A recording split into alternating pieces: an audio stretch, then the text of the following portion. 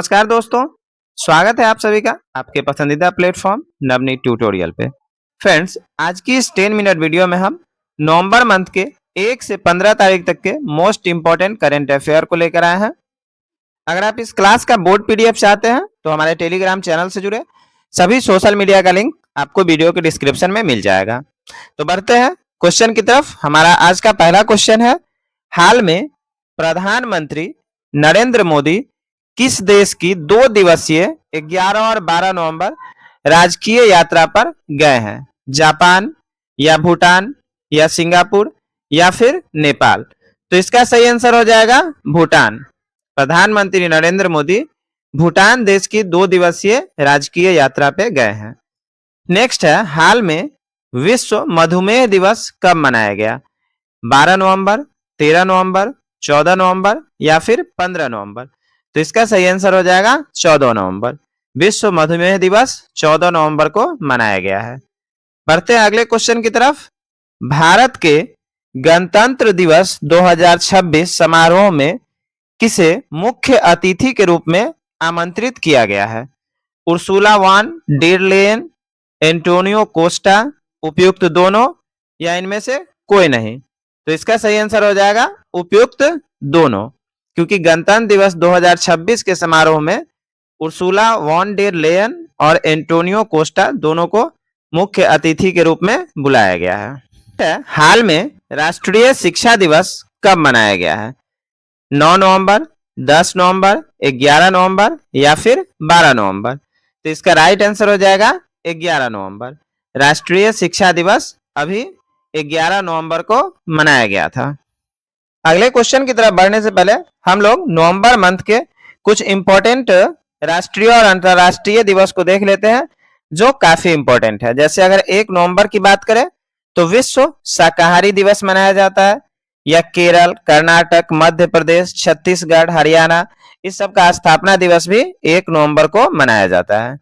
वहीं अगर 3 नवंबर की बात करें तो विश्व जेली फिश दिवस 3 नवंबर को मनाया जाता है। 5 नवंबर की बात करें तो विश्व सुनामी जागरूकता दिवस 5 नवंबर को मनाया जाता है। वहीं अगर 7 नवंबर की बात करते हैं तो राष्ट्रीय कैंसर जागरूकता दिवस या फिर कह सकते हैं कि शिशु सुरक्षा दिवस भी 7 नवंबर को मनाया जाता है। वहीं 8 नवंबर की अगर बात करते हैं तो विश्व रेडियोग्राफी दिवस 8 नवंबर को मनाया जाता है। 9 नवंबर की बात करें तो राष्ट्रीय कानूनी सेवा दिवस। फिर अगर बात करें उत्तराखंड का स्थापना दिवस भी 9 नवंबर को मनाया जाता है। वहीं अगर 10 नवंबर की बात करते हैं तो विश्व विज्ञान दिवस या फिर कह सकते हैं परिवहन दिवस भी 10 नवंबर को मनाया जाता है। वहीं अगर 11 नवंबर की बात करें तो राष्ट्रीय शिक्षा दिवस 11 नवंबर को मनाया जाता है। 12 नवंबर की बात करें तो विश्व निमोनिया दिवस या राष्ट्रीय पक्षी दिवस, ये दोनों भी 12 नवंबर को मनाया जाता है। वहीं 14 नवंबर की बात करें तो विश्व मधुमेह दिवस या हम कह सकते हैं कि बाल दिवस भी 14 नवंबर को मनाया जाता है। वहीं 16 नवंबर की बात करें तो राष्ट्रीय प्रेस दिवस के रूप में मनाया जाता है। 17 नवंबर की बात करें तो राष्ट्रीय पत्रकारिता दिवस के रूप में मनाया जाता है। 19 नवंबर की अगर बात करें तो विश्व शौचालय दिवस या विश्व नागरिक दिवस भी 19 नवंबर को मनाया जाता है। वहीं 20 नवंबर की बात करें तो अंतर्राष्ट्रीय बाल अधिकार दिवस। 21 नवंबर की बात करें विश्व टेलीविजन दिवस। 26 नवंबर की बात करें तो संविधान दिवस के रूप में 26 नवंबर को मनाया जाता है, या हम कह सकते हैं विश्व पर्यावरण संरक्षण दिवस भी 26 नवंबर को मनाया जाता है। तो नवंबर मंथ में ये सभी आपके इंपॉर्टेंट राष्ट्रीय और अंतर्राष्ट्रीय दिवस है जो मैंने आपको बता दिए हैं। बढ़ते हैं क्वेश्चन की तरफ। नेक्स्ट क्वेश्चन हमारा कह रहा है कि हाल में किस केंद्रीय योजना के तहत एकीकृत सोहरा सर्किट विकास परियोजना की आधारशिला रखी गई है? प्रसाद योजना या स्वदेश दर्शन 2.0 या फिर पीएम डिवाइन योजना या इनमें से कोई नहीं? तो इसका राइट आंसर हो जाएगा पीएम डिवाइन योजना। वहीं अगला क्वेश्चन है, भारतीय समुद्री सप्ताह 2025 का आयोजन निम्न में से किस शहर में किया गया? मुंबई या भुवनेश्वर या विजयवाड़ा या फिर अलीनगर? तो इसका राइट आंसर हो जाएगा मुंबई। भारतीय समुद्री सप्ताह 2025 का आयोजन मुंबई में किया गया है। बढ़ते हैं अगले क्वेश्चन की तरफ। नेक्स्ट कह रहा है कि निम्न में से सही कथन की पहचान करें। वंदे मातरम के 150 वर्ष पूरे हुए। फिर कह रहा है एनएचपीसी की स्थापना के 50 वर्ष पूरे हुए। वहीं एक कह रहा है थर्ड ऑप्शन में कुपवारा में ऑपरेशन पिंपल में 2 आतंकवादी ढेर किए गए। और चौथा ऑप्शन कह रहा है उपयुक्त सभी। तो इसमें हमको सही कथन पहचानना है। तो ये आपके सारे के सारे कथन सही है, तो इसका राइट आंसर उपयुक्त सभी हो जाएगा। वहीं अगला है हाल में किस राज्य सरकार ने महिलाओं को नाइट ड्यूटी के लिए अपनी सहमति देने का अधिकार दिया है? महाराष्ट्र या उत्तर प्रदेश या हरियाणा या इनमें से कोई नहीं। तो इसका राइट आंसर हो जाएगा उत्तर प्रदेश। उत्तर प्रदेश सरकार ने महिलाओं को नाइट ड्यूटी के लिए अपनी सहमति देने का अधिकार दिया है। बढ़ते हैं अगले क्वेश्चन की तरफ। नेक्स्ट हमारा कह रहा है कि 27 अक्टूबर से 2 नवंबर 2025 तक मनाए जाने वाले सतर्कता जागरूकता सप्ताह 2025 का थीम क्या था? भ्रष्टाचार या ईमानदारी जीवन जीने का एक तरीका या सतर्कता हमारी साझा जिम्मेदारी या फिर इनमें से कोई नहीं। तो इसका राइट आंसर हो जाएगा सतर्कता हमारी साझा जिम्मेदारी। 27 अक्टूबर से 2 नवंबर 2025 तक मनाए जाने वाले सतर्कता जागरूकता सप्ताह का थीम हमारी साझा जिम्मेदारी है। ठीक है। वहीं अगले क्वेश्चन में कह रहा है कि सरकारी और निजी दोनों क्षेत्रों में मासिक धर्म अवकाश नीति लॉन्च करने वाला भारत का पहला राज्य कौन बन गया है? कर्नाटक या केरल या बिहार या फिर उत्तर प्रदेश? तो इसके सही आंसर की बात करें तो कर्नाटक इसका राइट आंसर हो जाएगा। वहीं बिहार में भी जो सरकारी क्षेत्र है उसमें मासिक धर्म अवकाश दिया जाता है, लेकिन निजी के लिए अभी कोई ये नहीं बनाया गया है, नीति नहीं लॉन्च की गई है। लेकिन कर्नाटक में सरकारी और निजी दोनों क्षेत्र में मासिक धर्म अवकाश की नीति लॉन्च की गई है। ठीक है। बढ़ते हैं अगले क्वेश्चन की तरफ।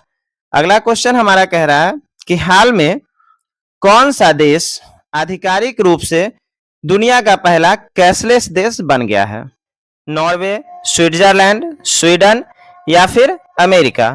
तो इसका राइट आंसर हो जाएगा स्वीडन। स्वीडन एक आधिकारिक तौर पे दुनिया का पहला कैशलेस देश बन गया है। बढ़ते हैं अगला क्वेश्चन की तरफ। हाल में किस देश ने आधिकारिक तौर पर अपना खसरा मुक्त दर्जा खो दिया है? नेपाल या भूटान या कनाडा या म्यांमार? तो इसका राइट आंसर हो जाएगा कनाडा।